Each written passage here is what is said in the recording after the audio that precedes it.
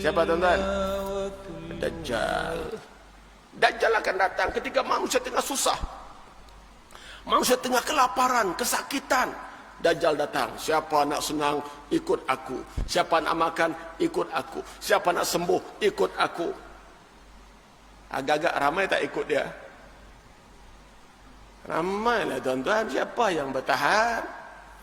Tengah lapar kita ni, tengah susah, penyakit, makanan tak ada, kering. Kering tuan-tuan. Kemarau 10 tahun. Sebelum itu kemarau 10 tahun. Kering, bumi merekah, tumbuhan mati, ternak mati, makanan tak ada tuan-tuan. Bila sebut kemarau ni, tahun lepas report daripada Journal Science bahawa bumi mengalami kemarau panjang sejak tahun 2019. Tahun lepas dah mula, membawa 10 tahun tuan-tuan. Ya, saya link dengan sains sebab orang lain ni kurang percaya hadis Quran. Ya, kita baca hadis, saya buat laporan sains, saya baca. Subhanallah tuan-tuan. Ya. Ya ke Ustaz, Dajjal nak keluar ke? Nak keluar dah. Habis tanda-tandanya dah ada ke? Dah ada dah tuan-tuan. Dalam hadis Tamim Ad-Dari, boleh semak nanti, cari dalam Google tu, buka handphone, Tamim Ad-Dari. Ada satu hadis tentang Dajjal. Ada 3 tanda Dajjal akan muncul. Pertama, air tasik Galili akan surut. Di mana tasik Galili? Di Palestin. Tasik Tiberias ataupun Galili. Ya, okey. Sedang surut tuan-tuan. Saya dah 4 kali ke Palestin. Ya, dan 3 kali kita pergi ke tasik Galili. Kita naik bot atas tu. Kita zikir, kita bagi ceramah atas bot, atas tasik Galili tuan-tuan. Memang nampak landmark tu, watermark tu, tanda air tu dah turun hampir separuh. Hampir separuh. Dan dah ada pulau-pulau yang timbul. Bukan pulau tuan-tuan. Tasik tu dah, dasar dia tu dah nampak dah. Ya, tasik Galili. Sebab tu Yahudi buat apa? Yahudi divert sungai Jordan tu, mereka divert air sungai Jordan tu masuk ke tasik Galili supaya tak kering. Akibatnya sungai Jordan, di Jordan hampir kering. Oh, boleh buat ke Ustaz? Boleh. Ada pernah buat di Kedah. Nak alih sungai Kedah ke Penang tu, nak alih ke mana entah. Sebiji macam Yahudi buat di Jordan. Jordan River lah ni hampir kering. Kenapa? Air dipusing ke tasik Galili, pun tasik Galili kering juga tuan-tuan. Kenapa janji Allah Subhanahu wa taala tuan-tuan? Jangan main-main. Dan dijangka dalam masa 10 tahun keadaan very very critical. Yes, within 10 years. Kalau orang tanya bila agak-agak Ustaz ni Dajjal nak turun, within 10 years. Saya boleh bagi number tuan-tuan. Hang percaya tak percaya sudahlah. Tapi ini bukan rukun iman pun tentang 10 tahun ni.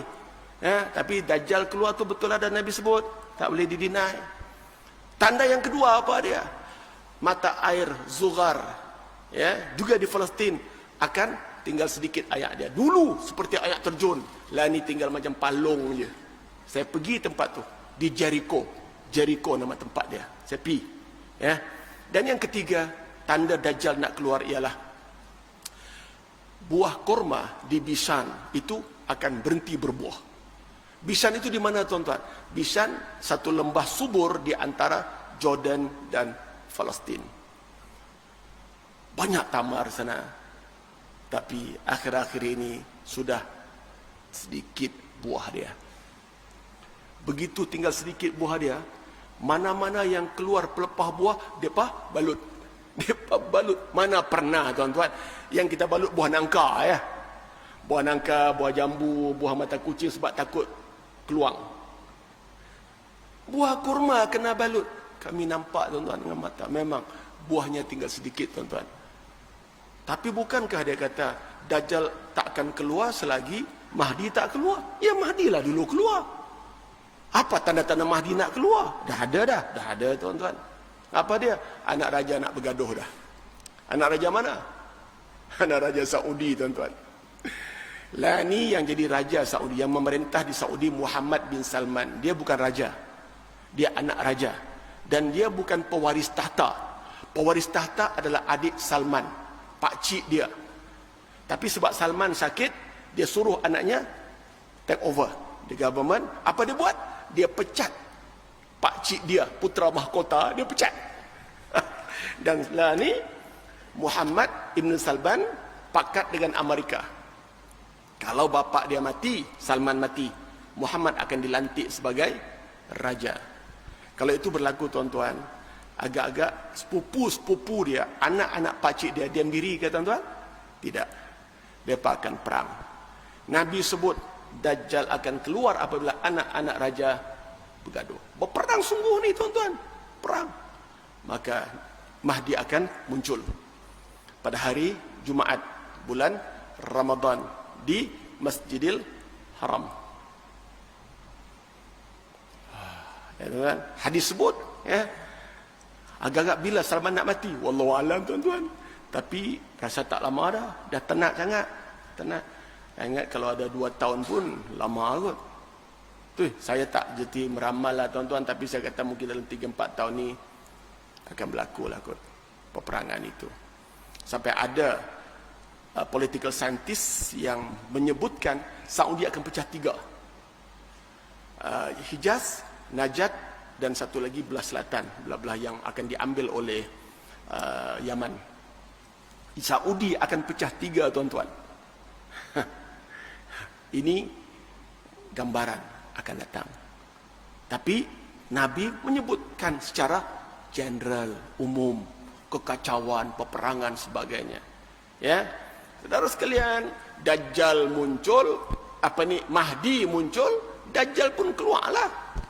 Bila Dajjal keluar, siapa lagi next keluar? Ya'juj Ma'juj lah, tuan-tuan.